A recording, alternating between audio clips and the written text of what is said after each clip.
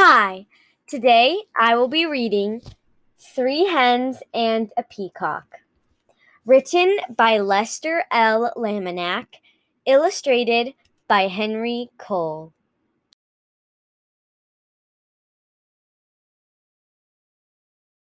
Three Hens and a Peacock. Things were quiet on the Tuckers' farm. The cows chewed their cud. The hens clucked and pecked and laid their eggs. The old hound stretched out on the porch, watching and listening. Once in a while, someone would stop to buy tomatoes or corn, perhaps a quart of milk. Nothing unusual happened there. Until that peacock showed up. The cows and the hens and the old hound kept right on doing what they'd always done. But that peacock had never lived on a farm. He had no idea what to do. Eventually, the peacock wandered down to the road. When cars whizzed by, he shook his feathers and cried out in his loudest voice. Of course, folks stopped for a closer look. Day after day, more folks stopped to admire the peacock, and they all bought tomatoes and corn, eggs and milk. Business was booming on the Tuckers' farm. Everyone seemed happy to have visitors stopping by. But trouble was brewing in the hen house. The hens were squawking and clucking and flapping their wings. We do all the work around here. I'd like to see that peacock lay one single egg. Exactly. He just struts around screaming. I suppose fancy feathers are more important than laying eggs. That lazy peacock gets all the attention, and we do all the work. The peacock heard every word. For days, he moped about, moaning and groaning. I wish I could be more useful around here. Humph! Clucked one hen. The others ruffled their feathers. The old hound stretched and slowly raised his head.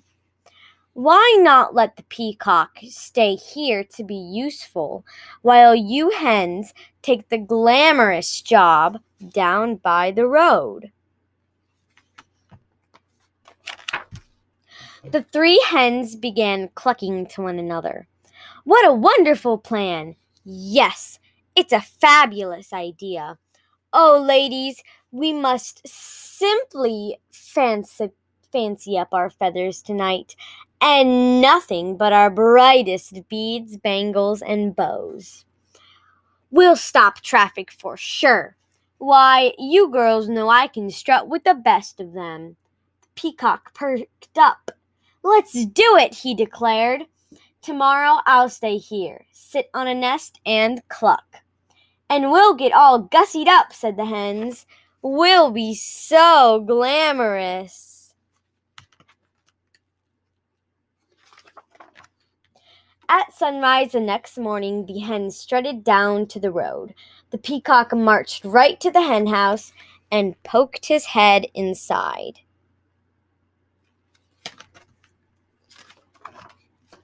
The hens flocked by the road, waiting for a car.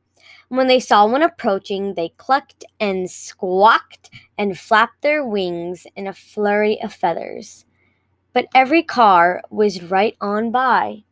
The peacock sucked in his tummy and wiggled from left to right, trying to squeeze through the tiny henhouse door. His front half was in, his back half was out.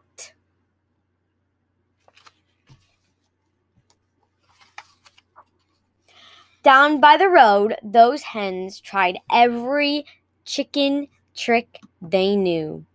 Still, no cars stopped. Finally, the peacock made it into the hen house. He held his breath and pushed with all his might, but no matter how hard he tried, he could not lay a single egg. Not one. The old hound stretched out on the porch, watching and listening. "What's that peacock doing in the hen house?" asked Farmer Tucker. Who knows, said Mrs. Tucker. "And what are those hens doing down by the road? Not a one of them is up here laying eggs." "Well, the way things are going, you aren't likely to have anyone buying eggs today," said Farmer Tucker. "We need that peacock down there stopping cars."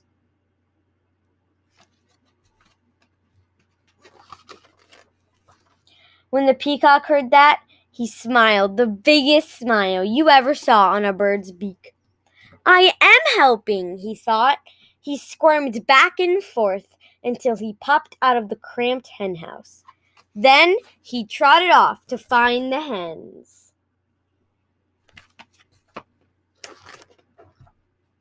The exhausted hens were all clucked out. Every feather was out of place. "What a day! We couldn't get one car to stop." "It's true. Why, most of them didn't even slow down."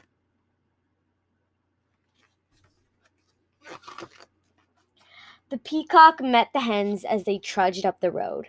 "I can tell you I'm no good at laying eggs," he said. "I'm just not meant for it." One hen nodded. "I put on my stellar strut, and even I couldn't stop a single car," she said. "I have to hand it to you, Fancy Feathers. Your job is harder than it looks." The other hens agreed. The peacock looked relieved. So the hens marched back to the hen house. The peacock strutted down to the road. The old hound stretched out on the porch, watching and listening. And things were quiet again on the Tuckers' farm.